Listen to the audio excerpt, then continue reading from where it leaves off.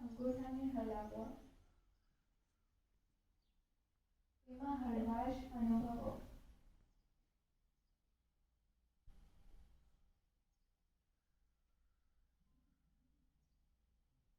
અનુભવો કે ધરતીમાંથી ઉર્જા તમારા અંગૂઠા, પંજા અને ઘૂંટણમાંથી ઉપર જઈ રહી છે.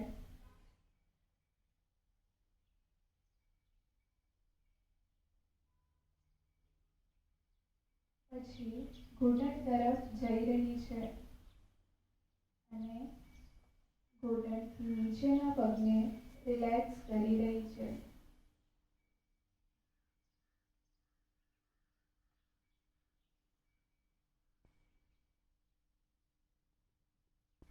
ઉપરની તરફ જઈ રહી છે.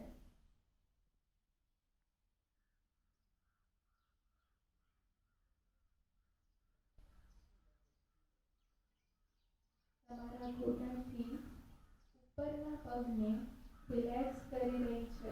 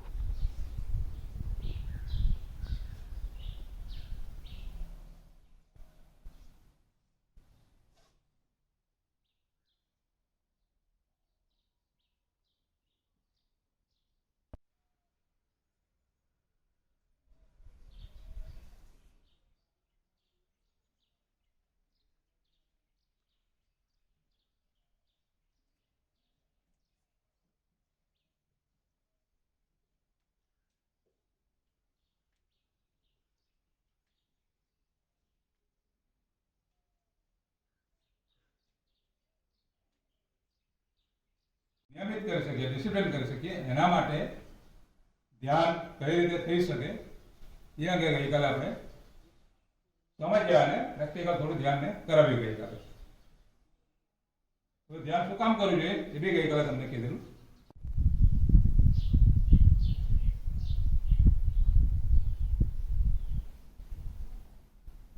મારી અંદર જે કઈ મલિનતા છે, જે કઈ જટિલતા છે એ ધુમાડા રૂપે અથવા તો વરાળ રૂપે મારા પેટમાંથી, આખી પેટમાંથી બહાર જઈ રહી.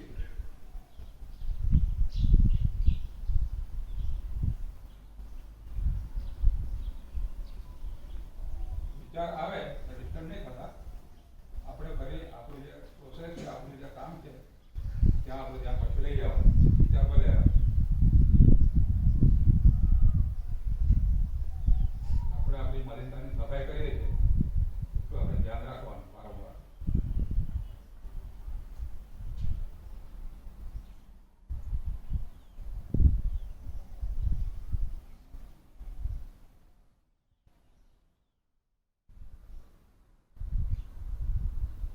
બોલે કે બસ કરો ને આ લોકો જાય તો આપણે નીચે જતા રહીએ, બરાબર.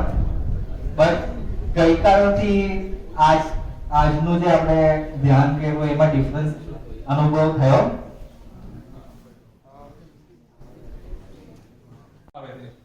એડ્રેસ કરવા માટે કે ભાઈ તું અમારી જિંદગીનો સાચો ધ્યેય છે, અલ્ટિમેટ ગોલ. હવે શું છે કે આ થોડીક ફિલોસોફી ઊંચી છે, આપણે થોડીક તમને સમજણ આપું કે ગોલ આપણે જિંદગીનો શું હોવો જોઈએ, આધ્યાત્મિક ગોલ. આપણે મોસ્ટલી બધા, મેં તમને કીધું એમ, ભગવાનમાં તો બધા માનતા જ હોય. ના માનતા ભગવાનમાં તો એક વસ્તુ બધા સ્વીકાર કરે કે ભાઈ કંઈક ઓથોરિટી, કંઈક શક્તિ છે જે દુનિયા ચલાવે છે, એના વગર ચાલી ના શકે, એવું તો બધા કબૂલ કરતા જ હોય.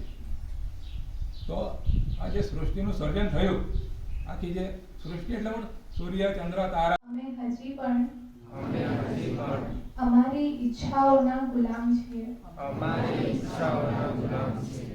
જે અમારી ઉન્નતિમાં બાધક છે.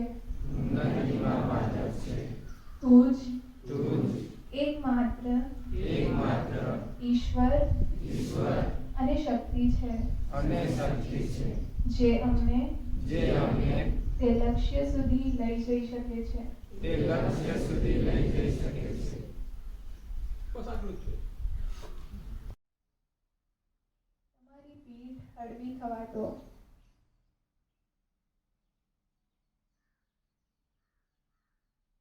કરોડરજ્જુના નીચેના મણકાથી લઈને તમારા ખભા સુધીની આખી પીઠ હળવી થઈ રહી છે એવો અનુભવો.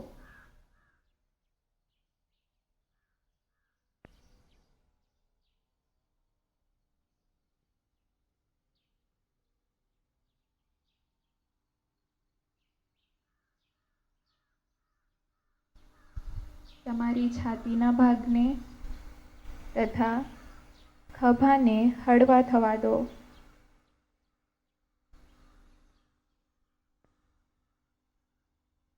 એવું અનુભવો કે ખભા ઓગળી રહ્યા છે.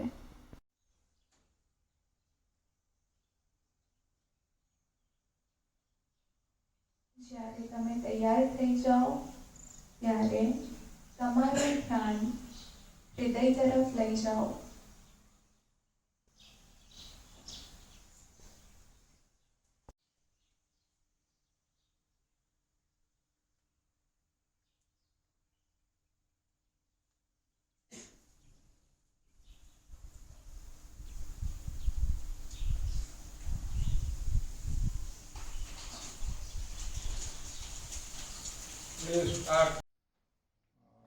રાઠોડ સાહેબે કીધું કે ભાઈ સેન્ટ્રલ ગવર્મેન્ટ અને ગવર્મેન્ટ સંસ્થા દ્વારા આપણી સ્ટેટ ગવર્મેન્ટ દ્વારા એક કાર્યક્રમનું આયોજન કરવાનું છે અને જનરલી આ મેલ આ જે સૂચના જે છે આપણને 15 દિવસ પહેલાં આવી ગઈ હતી અને અમુક આઈટીની અંદર થઈ પણ ગયો હતો. આપણી આઈટી બાકી હતી એટલે અમે પણ કોન્ટેક્ટ કરતા હતા કે અમારા ટ્રેનર આપણને કોણ આવશે.